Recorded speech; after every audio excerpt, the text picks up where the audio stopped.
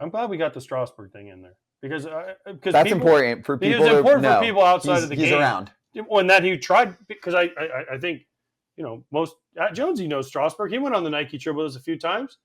I mean, he was great to talk to. And the thing is like you don't want to ever just say, oh man, this guy's given up. Like, dude, to hear Lane Thomas say he tried and he was trying to come back for 2 years, good. It's good to hear. Well, because the problem is, Adam, if you don't speak ever, just about, then people will say things. You can't defend yourself, right? And also, people just want to make a connection. Like AJ's bit always with the writers for a while is he'll be like, oh, you root for this team or this or that. I genuinely can tell you many of them don't give a shit how the team they cover does. But wait, I will give you one bit of credit here. They're still humans. So if they never speak to someone, they're not going to be able to cover them the same way or give them benefit of the doubt. Like, how are they supposed to say anything about his character or be like, oh, that's not really what it is. I'm going to write how this is done. They don't know the dude. So that's why sometimes it's like, if you're completely shutting yourself down, people are going to start saying shit. Oh, he doesn't care. He's just cashing in. I mean, Rendon gets this bit quite a bit also because he doesn't like to talk to the media. And I've spoken to him, but he's just like, fuck it. I don't care what they say. Like, I don't want to talk to the media. I don't feel like it. I don't like it. I worked out with Strasburg at San Diego State for, he graduated. It's been about 8 or 9 years or something like that when Tony was still alive also. And I never actually worked out with the man. Okay.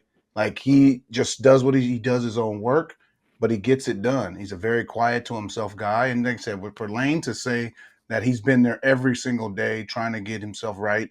And he's got a nerve issue. For anybody that knows, nerves, they don't just heal on their own. It's a very tough process if they ever heal. So, for him to have the quality of life that he can't pick up his kids, there comes a point where we can't pick up our kids because they're too heavy. It shouldn't be a point where you can't pick up your kids because you physically can't do it. And that, like I said, the quality of life made more than enough money. So, man, go enjoy your life and don't look back because you gave your body to this game. And, that's what we do as athletes. We give our bodies to this game and we don't look back. It's not made up like he's got nerve damage. We can say like there's also, just to separate if fans like especially are listening to the pod afterward. There's a difference between the contract and the person. This is my point is, yes, we can say that contract was a massive bust because when you are evaluating players, injuries are factored in there. We're allowed to say that and yet still say accomplished a lot, super talented, and you're a human, go live your life. There's a difference there. 100%. Yeah.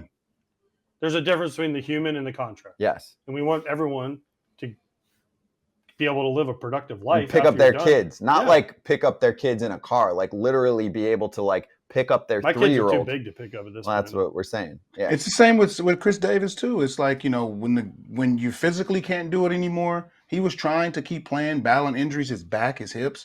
He physically couldn't do it. We wanted to rag about how his numbers weren't what they were when they were calling him Crush, and like he couldn't hit this and didn't look this way.